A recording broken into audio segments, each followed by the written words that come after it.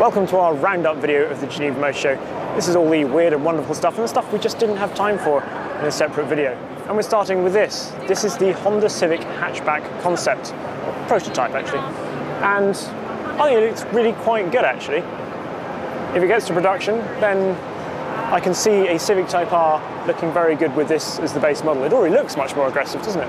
Honda also wheel out the coolest historic cars, and on the stand is Richie Genther's 1965 RA272 F1 car, looking very beautiful indeed. So we see various sort of styling exercises and creations from tuning houses that are, to be honest, well, I hate to use the word excrescence, but that's what they are. And then there are things like this at the other end of the scale. This is the AC Schnitzer ACL2, and it's based on an M235i, some in it where it's dim and distant past. Then it takes the engine from an M4, tunes it up to 570 brake horsepower, takes the front and rear axles from an M4, puts bucket seats inside, still retains the manual gearbox. I just think it looks absolutely brilliant. This is one of my cars of the show. It really is. I really, really want to drive it. As you may know, Citroën now has this sub-brand DS, and this is the E-Tense, which is a concept. It's got 400 brake horsepower and 380 pounds-foot of torque, and it's fully electric, as you would expect, because that's what most things seem to be at this show this year. But I think it looks really rather good. And the whole DS Performance brand, yeah, it would be nice. I'd like to see it work. So we're sitting in the Tesla Model X, which, well, everyone seems to love, to be honest. This is the largest curved windscreen in production, apparently. Doors also open automatically, and we've got 762 brake horsepower, 713 pounds-foot of torque.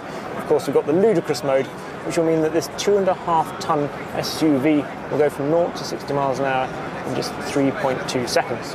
Even 3.8 without the ludicrous mode involved, which is still pretty good. Range of around 250 miles, and because it's all electric and all the electric governance is below the seats here, they also claim it's exceptionally safe because there's obviously no big engine up in front.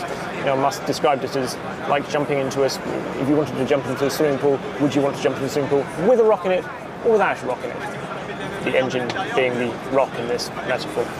We've also got a 17-inch touchscreen here, which is obviously the thing we've seen before in the Model S. Of course, the biggest party piece of this car, and the one that's got all the attention, are the Falcon doors, which, yeah, they do look very cool. You need 30 centimetres either side to be able to open them, and they've got all sorts of sensors to make sure they don't touch any low ceilings, which is quite cool. So there we go. That is the Tesla Model X. This is the Lykan Hypersport, and if you don't know about it already from the Fast and Furious films, apparently that's what it's in. You're probably thinking it's electric. It's bound to be. Everything seems to be electric. It looks like this, or have a jet engine in the back. But no, the internals are from RUF, or I suppose originally from Porsche. So it's got a flat six and 780 brake horsepower, and rear-wheel drive, and 708 pounds-foot of torque, and a manual gearbox. I like it. This is the Maserati Levante with extra models inside, and well, it looks arresting, I suppose. I mean, I don't know what to think about these things, given that the Cayenne obviously was an ugly so-and-so and yet still sold in bucket loads and allowed Porsche to do all sorts of exciting things, and I know we've said that in the past, but if this does exactly the same for Maserati, then I'm not going to criticise it. This is Mercedes C43 AMG 4MATIC here in convertible form. It's essentially a more affordable way into the AMG range in the C-Class. It's got a twin-turbo V6 putting out 362 brake horsepower and 384 pounds-foot of torque. Could be quite good, really. Four-wheel drive is standard, obviously. 9-speed gearbox. Comes in coupe too. Our old friend Nimrod, the design house, has got to work on the 488 GTB. This is now known as the Le Mans. Aren't these lovely? Over here they've done something to an Aventador, which if you didn't like the Centenario, well, you could have one of these perhaps instead. This is the Pininfarina stand at the Geneva Motor Show, and this is, well, it's not just a concept apparently. It's the Green GT, and it's powered by hydrogen, as you can tell. There are 3 tanks, so sort of one down each side and then one across here, and the fuel cell sits above it. Then the hydrogen mixes with the air that comes in through this roof scoop down here, produces, well, H2O, electricity, heat, and powers it. 510 brake horsepower, about 1,400 kilos, and they're going to try and produce them. They're going to start development with Olivier Panis, apparently, which is pretty exciting, I think. Rear-wheel drive, They'd like a sort of race series with all these things. I like it. It looks good. It looks funky. I like the colour scheme too. Love a bit of fluoro. There's also another car over here, which is a bit more old school in. So this is a 1969 Pininfarina project, and I sort of assumed it had been repainted or something to match the new car over there. But this was the original livery, and that was painted to match this. And it looks rather wonderful. I love the snake pit of exhausts at the back, particularly. So there we go. Oh, sorry, I'm in the comfiest place on the entirety of the Geneva Motor Show. This is the Bentley stand, and this is the new Mulsanne. We've got the standard model, we have the speed model, and this is the extended wheelbase model. It's got all the new infotainment system in here, so we've got an iPad coming out of the seat in front of me, and as it's extended wheelbase, even somebody of my height, 6'5", can fit in here in this nice airline seat, which now comes out of here, which is rather nice. We've still got the champagne cooler back here, and little table in case I actually want to do any work or I can go to sleep. Chassis, well, there's new bushings on the subframe, so it's now quieter. They've also worked with Dunlop, so there's now a foam filling inside the tyres, which has decreased the noise inside the car by apparently 4 decibels, which is about half, basically, to what it was before. I drove a Bentley Mulsanne recently, and I can't say it was exactly a loud experience, so the idea of halving the interior noise is pretty extraordinary. And yes, it's a very lovely place to be. The infotainment system did need updating before, so that's a massive step on. It's still got the 6 3/4 litre V8 engine up front. It's a lovely place to be. So if you could just sort of leave me alone, then I can have a sleep. Thank you. Hands up, who remembers the Gumpert Apollo? It was a fairly extreme track car, but very, very good to drive. Well, this is the new Apollo Arrow, and I think it looks pretty bloody good, frankly. It's got the same steel chassis, so they haven't gone down the carbon fibre route. It's got the same 4.2 litre hot V Audi source V8, and yeah, it's very honest, basically. Rear-wheel drive, SEMA 7-speed sequential gearbox, and it's just got, well, it's got inboard dampers, Öhlins dampers, despite it's got wearing KW dampers at the moment. Springs and dampers, but Öhlins will be the final spec. It's obviously very different in terms of the aero and much more appealing. There's a lot of work being done just behind these front wheels, so there's actually a grey part there that you can just remove, basically, which really helps the airflow down the side of the car, apparently. And it's got proper backing as well. Some Hong Kong investors have put the money up for this car. It's 100mm longer in the cabin and higher, which is good for me because I always struggle to get into the old Apollo. And I think it sounds great. They're claiming 1,000 brake horsepower, or they want 1,000 brake horsepower and 1,000 Newton meters, which is 737 pounds-foot.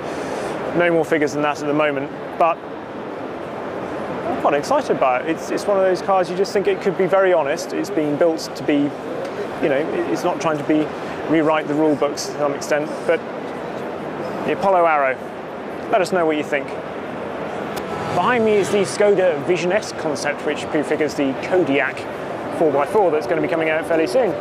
It's quite a good looking thing. Skoda have got a history of doing quite good looking concepts at the Geneva Motor Show, and this is definitely another one. There's a sort of a line of, you can see certain hints of Land Rover, I think, or sort of a Vogue or something in the window going down to C-pillar, but there we go. It's got 154 brake horsepower petrol engine in it, 1.4 litres, and then a 54 brake horsepower electric motor in it as well, so petrol electric hybrid.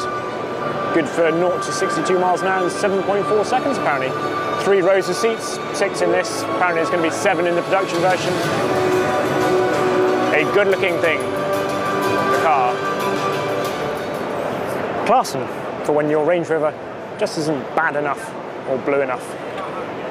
So this is the Tech Rules stand. Now, you might not have heard of Tech Rules, but they're essentially a Chinese engineering company, and this is a design study, but it is a fully working car. And if you remember the CX-75 originally had those jet turbines in it, well, that's the technology in the back of here. It's got 2 electric motors in the front, 4 at the back. It's got over 1,000 brake horsepower. And get this, they're saying the combined Newton meters are over 8,000 Newton meters. That's over 6,000 pounds-feet of torque in this car. A single gear, because obviously that's all you'd need with that much torque. And yeah, they want to go to the Nürburgring with it.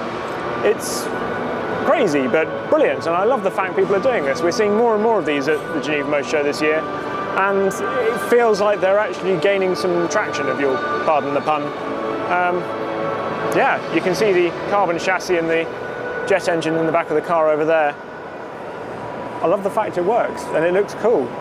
These are a new breed of supercars, and yeah, it weighs 1350 kilos as well. So it's not actually, that's not too bad, given the weight of that. Oh, and the range as well. Because of the jet engine, the range, 2,000 miles. So no more range anxiety. Definitely no more range anxiety. So let us know, what do you think of it? Do you like the styling? Do you like the concept? Do you like the idea of hearing a jet engine going on behind you? I do. This is the brand new Chevrolet Corvette Grand Sport, which is, well, it's rather grey. Nightfall grey, apparently, with the Smurf blue sort of additions to it. It's quite cool, really. It's basically a Z06 with the Stingray's 6.2 litre V8 naturally aspirated engine in it. So 466 brake horsepower, manual gearbox, and it looks like this. What's not to like, really? I really want to drive one of these. I love the race car over there as well. It just looks so cool. I know everyone's going on about the Ford GT, but still, the Corvette. It's going to take quite a lot of beating, I think. Up there challenging for the top spot in most arresting design is Tecart. You have the Magnum Sport over there, based on a Cayenne. There's some sort of turbo behind you in turquoise with 4 exhausts coming out of the back, and this is the Grand GT, or a very, very purple Panamera. The other brand that, of course, can be relied upon to bring along some beautiful heritage cars is Porsche, and this time's no exception. Look at it, beautiful 718 RS60 Spider, obviously in honour of the new 4-cylinder Boxster. Also remember to have a look at our 911R video, which you can see by clicking on a button up here. I think. Up here? Down here a bit. Probably up here. Go and have a look anyway. Andreas Proningus says lots of lovely and interesting things. So here I am, clearly at home in a Morgan 3-wheeler, but it's a Morgan 3-wheeler with a difference, because you can see there's no combustion engine on the front. This is an electric 3-wheeler. Now apparently they've had mules running around in Malvern for a while now, and they decided to put it, well, into this. It's got about the same sort of performance as the combustion engine car, 62 brake horsepower. They've tried to keep the weight very central. It's got a range of about 150 miles, and you can charge it in, well, anywhere between 45 minutes and 8 hours, depending on obviously the charge that you're putting into it, how you're charging it. Design, well, there's all sorts of design cues, from everything from a Napier Railton to some classic racing motorbike with that offset headlight up the front, which looks very cool. The bit that looks almost like a radio at the front, they're brass heat sinks, obviously helping to cool the batteries. And this is from an old Ford pickup in here, this steering wheel. And, oh, carbon fibre bodywork on a Morgan, still over a wood frame though, and it's handmade carbon fibre in the UK. It's cool. I can see this. I like it. It's yeah. So that's it for our roundup at the Motor Show 2016. Hope you've enjoyed it. Hope we haven't missed out too much. Let us know in the comments box below. What was your favourite car of the show? Just keep looking at this. I'd drive home with it. Might take a while though.